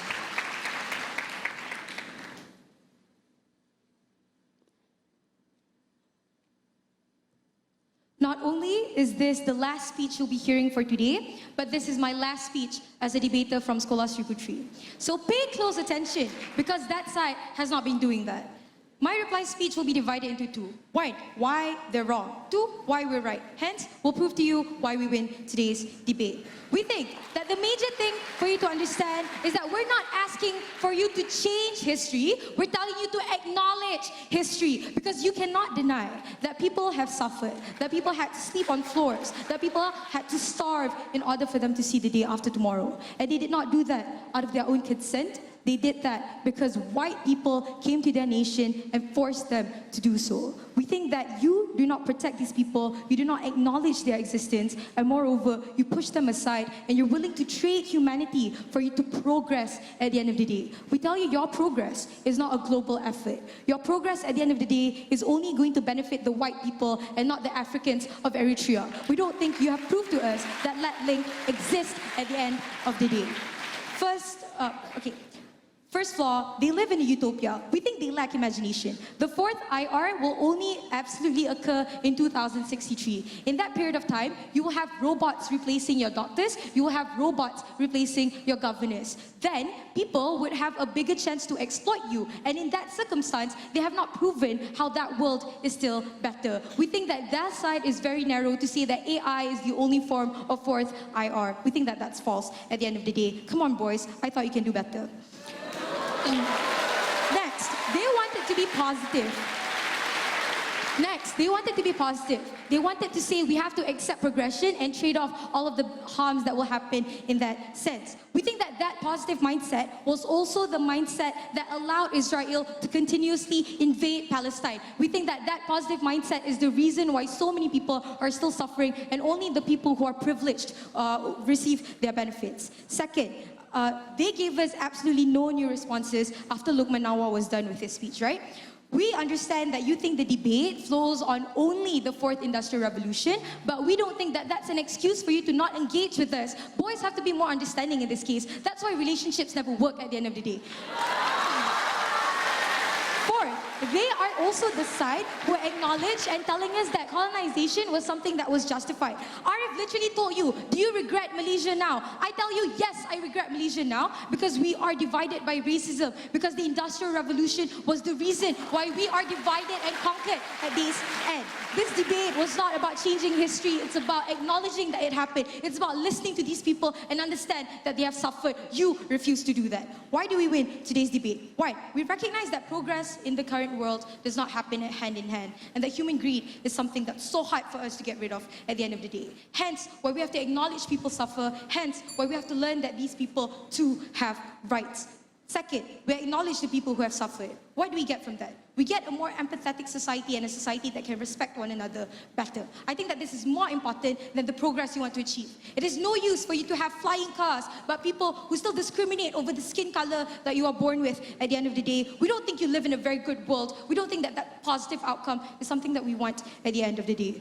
Third, change can happen without regressing other nations. We think that the fourth and global representation can happen without you having to colonize other nations, without you having to go and invade other nations and prove that you are the superior power. So, ladies and gentlemen, members of the floor, this debate goes to individuals who have been oppressed during the 1700s. This debate goes to individuals who are about to be sacrificed for privileged countries to achieve success at the end of the day. But most importantly, this debate does not go to the progress and the false narrative that they have offered. And lastly, this debate goes to Sekolah Seri Puteri.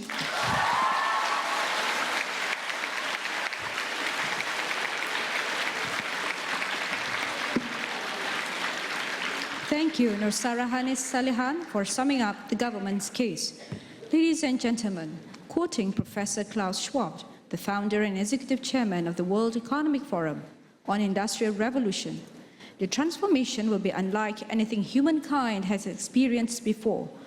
We do not yet know just how it will unfold, but one thing is clear. We stand on the brink of revolution that will fundamentally alter the way we live, work, and relate to one another.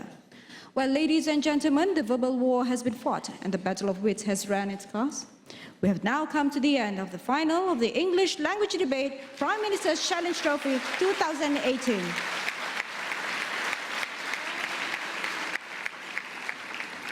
The results will be announced in the closing ceremony. Thank you. Now back to you, Dr. Azul Haidar and Mr. Muhammad Fauzi. Thank you, the Honourable Madam Speaker, Ms. Hajah Shakira Intan. The debaters may now leave the stage. Dan itu tadi pertandingan akhir bahas bahasa Inggeris antara Sekolah Seri Puteri dan juga The Malay College Kuala Kangsar, yang kita dapat dengar pembentangan terakhir daripada Nur Sarahanis binti Salihan, speaker pertama daripada Sekolah Seri Puteri, yang membincangkan ataupun mendebatkan, membahaskan topik dengan izin this house believes that the Industrial Revolution is a disguised attempt at colonizing other nations. Dan bersama saya di studio, jika anda baru mengikuti siaran ini, adalah Siti Aliza binti Alias, pengarah Pusat Debat dan juga Orateri Dunia, dan pensyarah undang-undang di UIA serta pegawai Majlis Debat Universiti Malaysia, untuk membincangkan berkenaan dengan pertandingan akhir bahas Piala Perdana Menteri ke-45. Bahasa Inggeris sudah pun selesai, bahasa Melayu akan bermula pada pukul 11 pagi. Sebentar sahaja lagi. Kita mungkin ada beberapa minit untuk membincangkan perkara ini sebelum kita beralih kepada liputan berkenaan dengan pilihan raya kecil Sungai Kandis.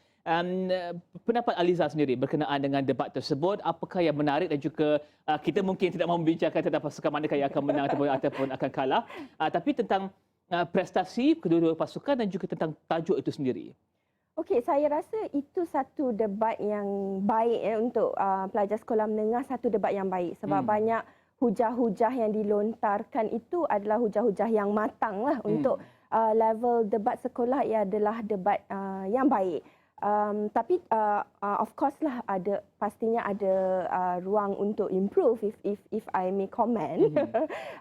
Contohnya bagi saya itu adalah debat yang baik, tapi debat itu agak messy. Kita panggil ni it's not a clean debate, it's a messy debate.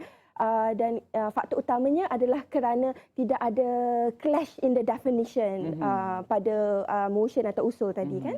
Jadi bila motion itu tentang industrial revolution, but SSP sebagai kerajaan mengatakan ini adalah industrial revolution yang terdahulu, yang pertama dan yang kedua, dan tidak termasuk industrial revolution 4.0. Tetapi MCKK mengatakan that ini adalah lebih relevan untuk motion ini didebatkan sebagai industrial revolution yang ketiga dan 4.0. Sebab kita lihat tajuk untuk bahas bahasa Melayu peringkat pertandingan akhir akan berlangsung pada pukul 11 pagi ini adalah industri ataupun revolusi industri 4.0. Malaysia sudah bersedia. Jadi ia lebih nyata tentang industri revolusi mana yang dibincang ataupun akan dibicarakan dalam pertandingan bahas akhir untuk bahasa Melayu. Betul. Ya. Jadi sebab motion ni tidak menyatakan dengan khusus. Jadi memang akan ada perdebatan definisi lah di situ, dan itulah yang kita lihat terjadi tadi. Jadi menyebabkan debate itu is not a clean debate. Jadi selalunya sebagai pihak pembangkang, saya rasa MCKK telah melakukan yang sebaiknya lah, iaitu dia mengatakan mengapa tidak patut kita berdebat pada definisi yang diberikan oleh SSP. Contohnya dia mengatakan yang bahawa industrial revolution ni adalah satu proses yang berterusan, jadi tidak sepatutnya kita menghentikan perbincangan hanya pada yang pertama dan yang kedua. Dia juga mengatakan yang kita tidak boleh mengubah sejarah. Jadi kita untuk hanya mendebatkan tentang yang pertama dan kedua sebagai satu corak kolonialism ataupun cara kolonialism adalah sesuatu yang sukar untuk pembangkang ribat. Tapi bagi saya SSP juga memberikan stand yang baik. Kenapa dia mengatakan ia tidak termasuk 4.0. Dia mengatakan kerana Industrial Revolution 4.0 ini adalah sesuatu yang masih di peringkat awal. Jadi it's an ongoing process. It is not fully established. Therefore, it's difficult for us to analyse it. Tapi SSP apa yang mungkin sepatutnya dilakukan adalah mereka perlu menerangkan kenapa kita perlu hari ini berdebat tentang Industrial Revolution yang tidak termasuk 4.0 sebagai a form of colonization. They have to make it, the motion and the debate as how they brought it, relevant today. Why is it relevant today? Which I think itu sesuatu yang perlu dijelaskan dengan lebih oleh SSP lah. Tapi saya memang suka di pihak MCKK, saya rasa pendebat keduanya itu memang begitu bagus, penjelasannya clear, and they try to engage balik into the debate. Dan di pihak SSP saya sangat suka dengan hujah penggulungan tadi. Saya rasa sangat bersemangat. Penggulungan SSP sangat bersemangat dan juga sangat witty dengan izinnya, dan juga sangat saya rasa sangat refreshing untuk menutup perdebatan tersebut. Dan Aliza, kita akan berhenti di sini dan saya akan teruskan dengan pilihan raya kecil Sungai Kandi sebentar saja lagi, dan kita akan kembali pada pukul 11 pagi nanti untuk bincangkan berkenaan dengan pertandingan akhir bahas bahasa Melayu di mana Aliza pada tahun 2000 menjadi 2019 ya, antara pasukan debat bahasa Melayu daripada sekolah Tengku Kursiah College. Dan kita akan berhenti berehat seketika, kembali selepas ini. Terima kasih Rizal.